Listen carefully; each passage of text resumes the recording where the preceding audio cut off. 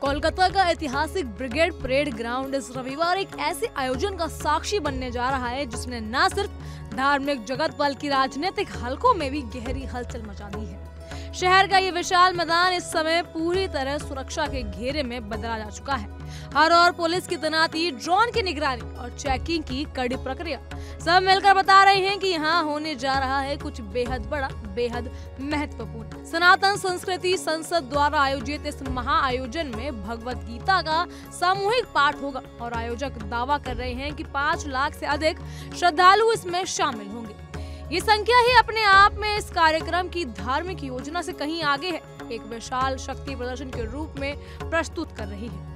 आयोजकों के अनुसार ये भारत के इतिहास में सबसे बड़ा सामूहिक भगवत गीता पाठ होगा। इसी दावे ने इसे राष्ट्रीय स्तर पर सुर्खियों में ला दिया है। इसके लिए तैयारी पिछले 3 महीनों से जारी है और अब जब आयोजना सर पर है, सुरक्षा व्यवस्था को लेकर प्रशासन और आयोजक दोनों ही पूरी सतर्कता बरत रहे हैं। मैदान में कुल 25 प्रवेश द्वार बनाए गए हैं ताकि भीड़ को नियंत्रित करने में आसानी हो।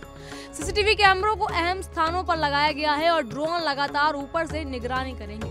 प्रतिभागियों से सफेद वस्त्र पहनकर आने वाले की अपील की गई है जिससे एकता, अनुशासन और आध्यात्मिक माहौल का प्रतीक प्रस्तुत हो सके। धार्मिक जगत की तमाम नामी हस्तियां इस आयोजन में शामिल होंगी और इसी वजह से भीड़ का अनुमान बहुत बड़ा हो गया है।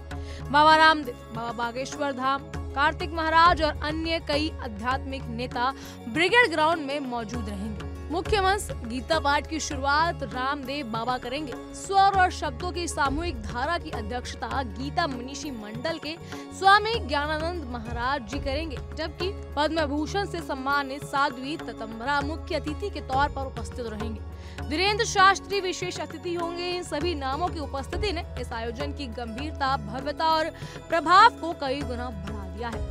लेकिन धार्मिक उत्सव के बीच राजनीतिक हलचल भी तेजी से महसूस की जा रही है। राज्यपाल सीवी आनंद बोस ने कार्यक्रम में शिरकत करने की पुष्टि पहले ही कर दी है, जिससे इस आयोजन की एक और संवैधानिक मान्यता का आयाम मिल रहा है। मुख्यमंत्री ममता बनर्जी को भी आमंत्रण भेजा गया, लेकिन उनकी ओर से अभी तक कोई प्रतिक्रिया नहीं आई है, जो राजनीतिक विशेषज्ञों के लिए एक दिलचस्प चर्चा का विषय बना हुआ है। ये देखना होगा कि मुख्यमंत्री की अनुपस्थिति या उपस्थिति आयोजन की सियासी तस्वीर को कैसे प्रभावित करती है। उधर बीजेपी की ओर से राज्य अध्यक्ष समीक भट्टाचार्य और नेता प्रतिपक्ष शुवेंदु अधिकारी के आने की उम्मीद है और यह अनुमान है कि आयोजन के राजनीतिक महत्व को और अधिक गहरा कर देता है।